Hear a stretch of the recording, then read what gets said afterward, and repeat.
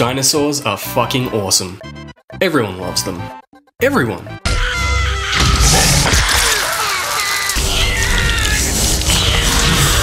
See? Nobody is immune to their charms. Even games that aren't about dinosaurs have dinosaurs in them. Mega Man, Final Fantasy, Diddy Kong Racing, Braid, Tomb Raider. But our first game takes us way back. Way too far back. There we go.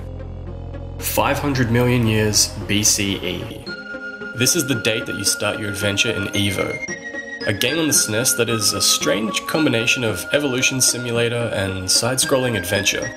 You can evolve your creature from a silly little fish to an amphibian that takes its first step onto land to a terrifying dinosaur, with the option to customize your beast with different jaws, tails, spikes, and other things that can change the way it looks and increase its fitness level. Isn't evolution a wonderful thing? Yeah, but it don't cure ugly. The dinosaurs in Joe and Mac are adorable though. Their eyes go all googly when you hit them and they make bopping sounds.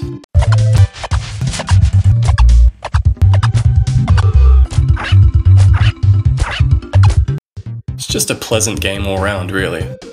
Well, for the most part. About halfway through it gets kinda dark. You decapitate a mammoth and then make out in front of its corpse. You verse the possessed skeleton of a dinosaur in a giant graveyard.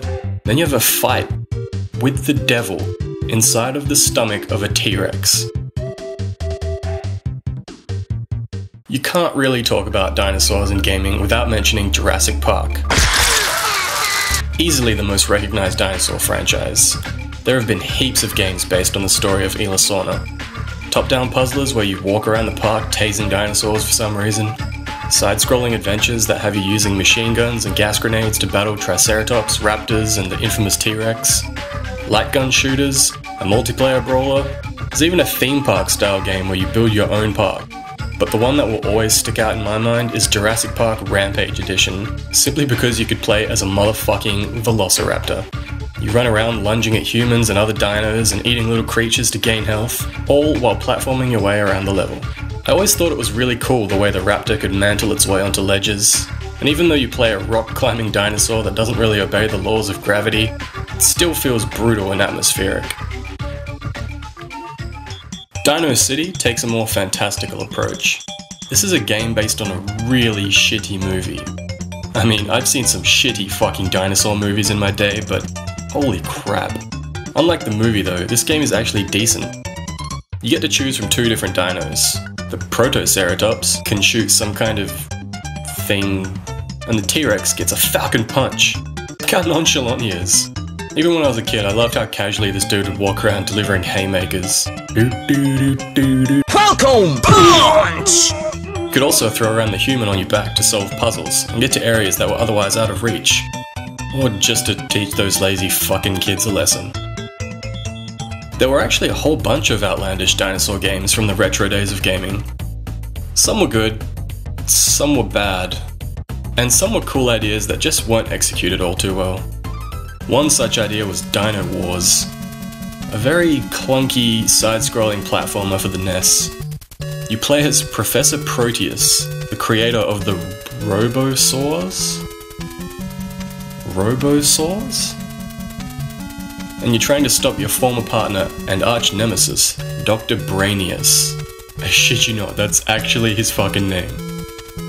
The idea of the game is great. You ride around in space, piloting a giant robotic dinosaur fighting other giant robotic dinosaurs. And you use the scrap from their destroyed bodies to upgrade your own Robosaur. You can do things like shoot off your fists, lob grenades, and spray bullets.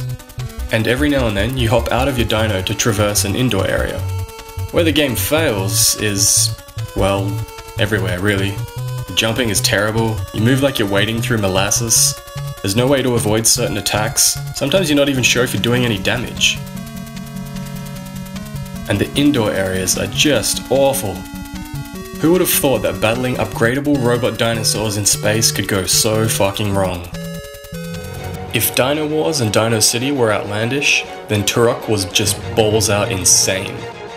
The dinosaurs in this started out normal, You've got your velociraptors and your dimetrodons and your annoying fucking cuntosaurs. Then it starts getting weird. The dinos start getting outfitted with lasers. There's giant frog ogres, mechanized triceratopses. I love the way these guys die. And one of the final bosses is a missile-firing, fire-breathing, laser-shooting T-Rex. And that was just in the first game. It only got weirder, and weirder, and weirder. The series took a less "we took acid and made a game" approach in the more recent iterations though, and opted for more normal dinosaurs. Not that normal dinosaurs are a bad thing. Dino Crisis 1 and 2 used them to great effect. The first game had you versing raptors, compies, pterodactyls, and a cunt of a T-Rex that stalked you the entire game. He'd just show up out of nowhere and ruin your whole fucking day, busting through walls, smashing through windows, even dives into the ocean trying to go after you. The raptors were just as vicious though. They'd pounce on you and shake you around like a rag doll, so you try and run away, pissing blood all over the floor, making a desperate attempt to reach the safety of the next room, when you find out they can open the fucking doors to get to you. The dinosaurs in this game were terrifying. The sequel lost a lot of that atmosphere and horror, but introduced a lot more variety, with a whole range of new dinosaurs, like Allosaurus, the Mosasaurus, Plesiosaurus, and the Oviraptor. And it brought back some old enemies like the T-Rex and the Velociraptor, and made them even meaner. The raptors spawn in huge groups, and the Rex has an unusually big hard-on for you, since at the beginning of the game you introduce its face to the wonders of modern explosives. Suffice to say, none of the dinosaurs like you very much, and it really feels like everything is out to kill you. One of the most underrated games in recent years is King Kong. It has some of the scariest fucking dinosaurs in gaming. Almost as scary as the human characters. And the lack of ammo and low health in the game means that having to use makeshift weapons is a must. Bones, spears, and sticks litter the area, and they can be used to stab or impale the creatures of the island. But they break easily, and it makes for very tense and methodical combat.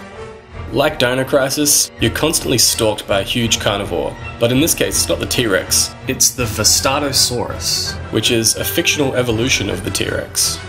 It's a nasty character that is strong, fast, and relentless in its pursuit of you. But the tables turn when you get control of Kong, and you can slam them into the ground and break their fucking faces in half. Even though the Vestatosaurus is fictional, I still rate it as one of the most terrifying dinosaurs ever. But my pick for best dinosaur goes to a different fictional character. You didn't think I'd forget Yoshi, did you? The best prehistoric power you could ask for. Super Mario World introduced us to this scaly fellow, and with him came the ability to lick up enemies, as well as allowing Mario to take an extra hit. Not only that, but when you're riding him, the game adds this catchy jungle beat to the track that's playing.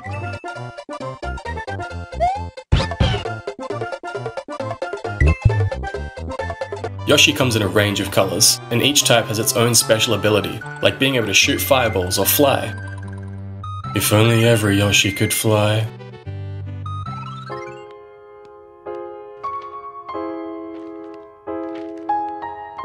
In the sequel, Yoshi's Island, all of the different coloured Yoshis have the same abilities, but the amount of moves they can perform have increased substantially.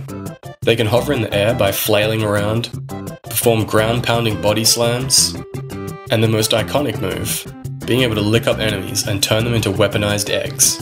And if a fat enemy is consumed, Yoshi can make giant eggs that cause earthquakes. Along with these completely logical moves, Yoshi can also turn into vehicles like a car, a submarine, and the delightfully named Yoshicopter.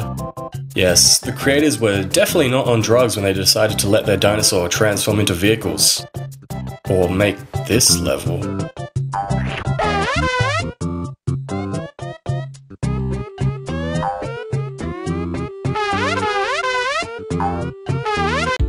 Dinosaurs have been pretty adequately represented in retro games.